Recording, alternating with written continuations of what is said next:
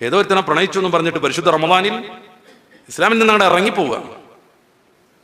ഒരു മുസ്ലിം പെൺകുട്ടിയാണ് ഏതെങ്കിലും മഞ്ഞമതക്കാരനോട് ഇറങ്ങിപ്പോയതെങ്കിൽ മതസൗഹാർദ്ദം, സ്നേഹം, മാനവികത പൂത്തുലയാൻ വേണ്ടിയിട്ടുള്ള കമന്റ് കൊണ്ട് നിറക്കുക. നേരെ മറിച്ച് ഈ ആളുകളുടെ മതത്തിലൊരു മാറ്റം വന്നാൽ, ഏതെങ്കിലും ഒരു അന്യമതക്കാരി പെൺകുട്ടി ഒരു മുസ്ലിമിനോടൊപ്പം പ്രണയിച്ചോ മറ്റോ ഇറങ്ങിപ്പോന്നാൽ അതോടുകൂടെ ലവ് ജിഹാദ്, ഭീകരത, ഈ ഇരട്ടത്താപ്പ് കാണാതിരിക്കാൻ പറ്റൂലേ? നമ്മളിപ്പോൾ കേട്ടുകൊണ്ടിരിക്കുന്നുണ്ട് പി സി ജോർജിന്റെ 400 പെൺകുട്ടികൾ ആ ഒരു പഞ്ചായത്തിൽ മാത്രം ലവ് ജിഹാദികൾ തട്ടിക്കൊണ്ടുപോയി എന്ന് പറയുന്ന അദ്ദേഹത്തിന്റെ ഏറ്റവും പുതിയ വർഗീയ പ്രസ്താവന. സ്വന്തം മകന് മരുമകളായി സ്വീകരിച്ചത് പാർവതി എന്ന് പറയുന്ന ഹിന്ദു പെൺകുട്ടിനെ അൽഫോൻസ എന്ന് പറഞ്ഞ മാമോദിഷ മുക്കിയിട്ടാണ്. ഇത് മറന്നു പോവുക, ഇത് മിണ്ടാതിരിക്കുക.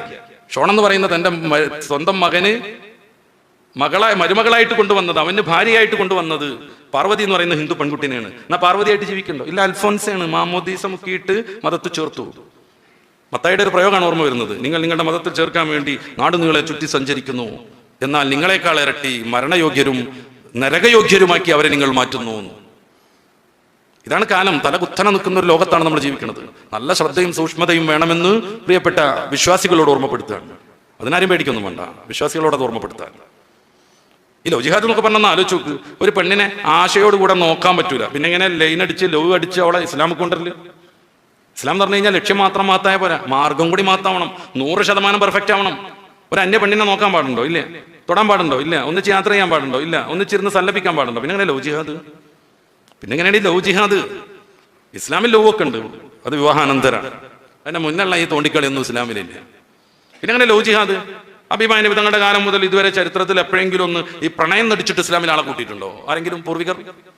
അല്ലെങ്കിൽ ഏതെങ്കിലും ഇസ്ലാമിക ഔദ്യോഗിക സംഘടന 100 ചെറുപ്പക്കാരെ വിളിച്ച് പരിശീലനമൊക്കെ കൊടുത്ത് ഏതെങ്കിലും പെണ്ണുങ്ങളെങ്കിലും ലവ് അടിച്ചാണ്ട് കൊണ്ടുവരികയെന്ന് പറഞ്ഞിട്ടുണ്ടോ? അങ്ങനെ ആളെ കൂട്ടേണ്ട ആവശ്യം എന്താണ് ഈ പരിശുദ്ധ ഇസ്ലാമിൽ? സത്യം വ്യക്തമാണ്. ലഹറൽ ഹഖ് വസഹഖൽ ബാത്തിൽ. അസത്യം തകരുക തന്നെ ചെയ്യും, അല്ല തർക്കൊന്നുമില്ല.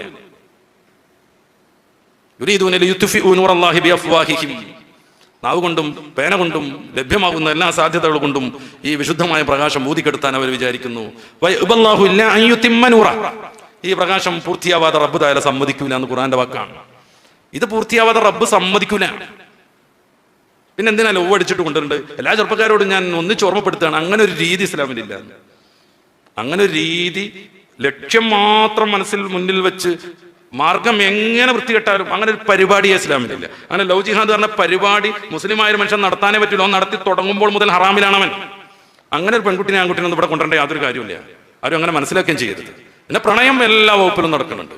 53 വയസ്സുള്ള ഒരു വൃദ്ധ അവരുടെ SSLC ഗ്രൂപ്പിന്റെ യോഗത്തുനിന്ന് പഴയകാല അഫയറെ കണ്ടെത്തി അങ്ങനെ ഒളിച്ചോടി പോയത് ഇപ്പൊ അടുത്താണ് തലശ്ശേരിയിൽ. 53 വയസ്സുണ്ട്. 37 കൊല്ലം മുന്നേ നടന്ന SSLC പരീക്ഷ. അന്നതേമാതിരി വാട്സപ്പ് ഇൻസ്റ്റൊന്നും ഇല്ലല്ലോ. ഒരു രണ്ടാളും രണ്ടായാണ് പോയി. പിന്നെ കല്യാണമായി, മക്കളായി, പേരക്കുട്ടികളൊക്കെ ആയി. പിന്നെ ആരോ തട്ടിക്കൂട്ടിയിട്ട് ഈ ഗ്രൂപ്പ് ഉണ്ടാക്കി. വല്ലാത്ത റോയലിച്ചാണ് ഈ ഗ്രൂപ്പ് കേട്ടോ. KG group, 5ാം class group, 10ാം class group, അയൽവാസി ഗ്രൂപ്പ്, കുടുംബം ഗ്രൂപ്പ്, മൈ ഫാമിലി ഗ്രൂപ്പ്. ഈ ഗ്രൂപ്പിലൊക്കെ പാടൊന്ന് കയറി എന്താണ് പറയണമെന്ന് നോക്കി ഒരു ദിവസം ക്ലോസ്. പെണ്ണുങ്ങളൊക്കെ കാര്യമായ ഒരു സംഗതി ഇതാണ്. ആണുങ്ങളും അങ്ങനെ തന്നെയാണ്. ഗ്രൂപ്പ് കൊണ്ട് ഗ്രൂപ്പ്. എന്താ ഗ്രൂപ്പിൽ ചലനമൊന്നും ഇല്ലാത്തൊന്ന് വേറൊരുത്തൻ്റെ വോയിസ് ചലിച്ചുകൊണ്ടിരിക്കണമല്ലോ, അങ്ങനെ പറഞ്ഞുകൊണ്ടിരിക്കണമല്ലോ. അങ്ങനെ ഗ്രൂപ്പ് യോഗത്തിനാണ് പിന്നെ കണ്ടെത്തിയത്. അപ്പോഴാണ് മൂപ്പത്തിക്ക് ഇങ്ങനെ പഴയ ഓർമ്മകളൊക്കെ വന്നത്. മൂപ്പരിക്കും അന്ന് വലിയ സംവിധാനങ്ങളൊന്നുമില്ല ഇതിന് കൊണ്ടെടുക്കാൻ. ഇൻസ്റ്റയിൽ മെസ്സേജ് ഇട്ടിട്ട് ഞാൻ 10 മണിക്ക് എത്തും, 11 മണിക്ക് എത്തും, ഞാൻ മിസ് അടിക്കാൻ തുറക്കുന്നൊന്നും പറയുന്ന സംവിധാനമല്ലല്ലോ. ചാടിപ്പോയി. എന്തൊരു മാനക്കെടാലോ ചോദിക്കി. പേരക്കുട്ടികൾക്ക് ഇനി സ്കൂളിൽ പോകണ്ടേ? എൻ്റെ അമ്മമ്മ വന്നോടൊന്നും ചോദിക്കൂലേ? മക്കൾക്ക് ഇനി ജോലിക്കൊന്നും പോകണ്ടേ? എന്തേ കാര്യം ചോദിക്കൂലേ? എവിടെ പോലെ വൃത്തം കിട്ടിയത് ചോദിക്കൂലേ? പ്രണയത്തിന് കണ്ണില്ല, മൂക്കില്ല, തലച്ചോറ് തീരല്ല. അതുകൊണ്ടാണല്ലോ 42 വയസ്സുള്ള ഒരാളോടൊപ്പം ഒരു ചെറിയ പെൺകുട്ടി പോയി അവസാനം ആത്മഹത്യ ചെയ്തതിന്റെ റിപ്പോർട്ട് ഇപ്പോൾ നമ്മൾ വായിച്ചുകൊണ്ടിരിക്കുന്നുണ്ട്. ഇതുകൊണ്ടുണ്ടാകുന്ന കുറേ അനർത്ഥങ്ങൾ. പിന്നെ എല്ലാ നല്ല മനുഷ്യന്മാരും വരെ കണ്ണും ഇവിടെ വേറൊരു സാധനമുണ്ട്. ഈ കുട്ടീൻ്റെ കല്യാണമൊക്കെ ആണെങ്കിൽ ഒപ്പരണ് മാറിക്കും. ആളുകളോടൊക്കെ കയറിയിട്ട് ഇങ്ങനെ ചോറിയിട്ടാ പോയിക്കോളി, നിങ്ങൾ അങ്ങോട്ട് പോരുന്നത്. കാര്യം എന്താ അറിയോ? അവിടെ ഇങ്ങനെ വീഡിയോ ഫോട്ടോഷൂട്ടൊക്കെ നടക്കുകയാണ്. അവിടെ ഇപ്പം എന്താണ്, അതൊരു ഫോട്ടോ എടുക്കുക എന്ന് പറയും. വളരെ നിഷ്കപടമായിട്ട് വിചാരം ഉണ്ടാവും അനുജനും ഓളും നിന്ന് ഇങ്ങനെ ഫോട്ടോ എടുക്കുകയാണ്. നല്ല ഓളങ്ങനെ വലിയ സിംഹാസനത്തിൽ ഇരുത്തിക്കണ്. അപ്പുറം 2 ചെക്കന്മാർ നിൽക്കുന്നു. പിന്നെ സിംഹാസനത്തിന് ആ ഉരുണ്ട സ്ഥാനത്തുമ്പോൾ വേറെ 2 ആൾ കയറി നിൽക്കുന്നു. പുറത്തുകൂടി വേറെ ആൾ. എന്താ സംഭവം? ഓളപ്പം SSLC പഠിച്ചോലാണ്. ഓലപ്പം SSLC പഠിച്ചവരാണ്. ഡിസ്പ്ലേക്ക് വെക്കലാണ്. പിന്നെ ഒരു ദിവസം ഒന്നിച്ച് ഒരു ടീം ഒന്നിച്ച് വന്നിട്ടാണ് പെണ്ണിനങ്ങോട്ട് അലങ്കരിക്കുക. ഇത് ഒതെടുത്തു കഴിഞ്ഞാൽ ഒറിജിനൽ സ്വരൂപം ചിലപ്പോൾ പ്രത്യക്ഷപ്പെടും. അതുകൊണ്ട് ആ പെണ്ണിന്റെ ജീവിതത്തിൽ ഏറ്റവും പ്രധാനപ്പെട്ട ഒരു ഡേ ആണ് കല്യാണം. അന്ന് സർവ്വനിസ്കാരവും കലാക്കും, ഉമ്മന്റെ ഇപ്പാന്റെയും സമ്മതത്തോടു കൂടെ. വല്ല വർക്കത്തും കാണും അതിൽ. സർവ്വനിസ്കാരം കലാക്കും. കാരണം ഇത് അയച്ചൊന്ന് ഒഴിഞ്ഞു കിട്ടണം എന്നുണ്ടെങ്കിൽ അല്ലെ, ചമയാലങ്കാരം അതിനെ പ്രത്യേക ഒരു ടീമാണ്. ഇതൊന്ന് അഴിച്ച് റെഡിയാക്കിയിട്ട് മുപ്പത്തിക്കൊന്ന് കയ്യും കാലം കഴുകി ഒന്നെടുത്ത് നിസ്കരിക്കണം എന്നുണ്ടെങ്കിൽ വലിയ പരിപാടിയാണ്, ചില്ലറ പരിപാടിയൊന്നുമല്ല. പിന്നെ പിറ്റേ ദിവസമൊക്കെ അത് വേണ്ടതുമല്ലേ. എന്നിട്ട് സമ്മതത്തോടു കൂടെ മൊത്തം കലാക്കി. പിന്നെ ഡിഗ്രിയിലൊപ്പം പഠിച്ചോ അല്ല ഗ്രൂപ്പിന്റെ ഫോട്ടോ അങ്ങോട്ട് നിന്ന് ഇങ്ങോട്ട് നിന്ന് കൈ പിടിച്ച് കറക്കി. എല്ലാ തോന്നിയസത്തിനും കൂട്ടിക്കുക, എല്ലാ തോന്നിയസത്തിനും കൂട്ടിക്കുക. ആരാ നമ്മളെ പറഞ്ഞു പറ്റിച്ച്? 5-6 ദിവസത്തെ കല്യാണമൊക്കെ, മെഹന്തി കല്യാണം, മഞ്ഞ കല്യാണം, പച്ച കല്യാണം. അന്യദേശത്തേക്ക് സ്റ്റേറ്റിക്കൊക്കെ പോകണം ഡ്രസ്സ് എടുക്കാൻ. കുറച്ചൊന്നും പോരാ, ഡ്രസ്സ് എടുക്കാൻ കാറിലെ ആൾക്കാരും ഡ്രസ്സ് കൊണ്ടുവരാൻ ലോറിയിൽ പിറകെ 2 ആൾക്കാരും പോകണം. എല്ലാവർക്കും യൂണിഫോം ഒരേപോലത്തെ ഡ്രസ് കോഡ്. മഞ്ഞ കല്യാണത്തിന് എല്ലാവർക്കും മഞ്ഞ. താത്താരും തള്ളാരും ചെറിയോരും വലിയോരും കുട്ടികളും ആണുങ്ങളും തന്തമാരും ഒക്കെ മഞ്ഞ. അന്നവിടെ വളമ്പണ വെള്ളം മഞ്ഞ, അന്നവിടെ കുടിക്കണ സ്ട്രോ മഞ്ഞ, ആകെ മൊത്തം ടോട്ടൽ മഞ്ഞ.